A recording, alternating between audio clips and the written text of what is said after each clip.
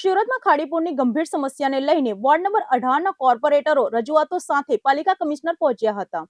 25 દિવસમાં 3 વખત સર્જાયેલી ખાડીપુરની તારાજી સામે આશીર્વાદ માર્કેટથી આઉટર રિંગ રોડ સુધી રિટેનિંગ વોલ અને ફ્લડ ગેટ મૂકવાની મુખ્ય માંગ કરવામાં આવી છે। સુરત શહેરમાં છેલ્લા 25 દિવસના ટૂંકા ગાળામાં 3 વખત ખાડીપુરની ગંભીર સ્થિતિ સર્જાતા પ્રજા ત્રાહિમામ પોકારી ઉઠી છે। ખાસ કરીને લિંબાયત, પર્વત ગામ અને ડુંભાલ જેવા નીચાણવાળા વિસ્તારોમાં ખાડીપુરના પાણી ફરી વળતા ભારે તારાજી સર્જાઈ હતી અને લોકોમાં તંત્રની નબળી કામગીરી સામે ભારોભાર રોષ જોવા મળી રહ્યો છે। આ ગંભીર સમસ્યાના કાયમી ઉકેલ માટે વોર્ડ નંબર 18ના સ્થાનિક કોર્પોરેટરો આજે સુરત મહાનગરપાલિકાના કમિશનર પાસે રજૂઆત કરવા પહોંચ્યા હતા। દિનેશ રાજપુરોહિત અમે વોર્ડ નંબર 18ના ચારે કોર્પોરેટરો આજે કમિશનર સાહેબને પત્રના માધ્યમથી રજૂઆત કરવા આવ્યા છે કે આજે મીઠી ખાડી જે સુરતની અંદર પ્રવેશ થઈ રહી છે એ મીઠી ખાડી આઉટર રિંગ રોડથી આશીર્વાદ માર્કેટ સુધી કાચી છે।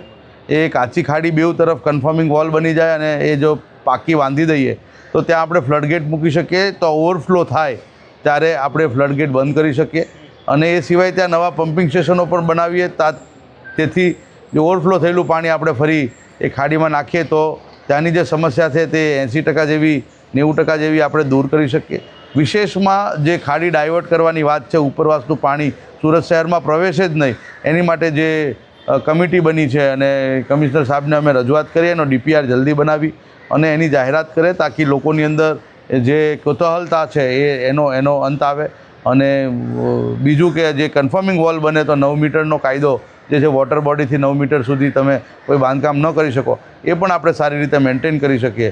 આઉટર રિંગ રોડથી આ ખાડી અહીંયા સુધી બંધાઈ જાય એની સાથે સાથે અમારે કાંગારૂ સર્કલથી મહારાણા પ્રતાપ સુધીનો જે બ્રિજ છે એની પણ અમે રજૂઆત કરી છે અને અમને ખૂબ સકારાત્મક જવાબ કમિશનર સાહેબ તરફથી મળ્યો છે।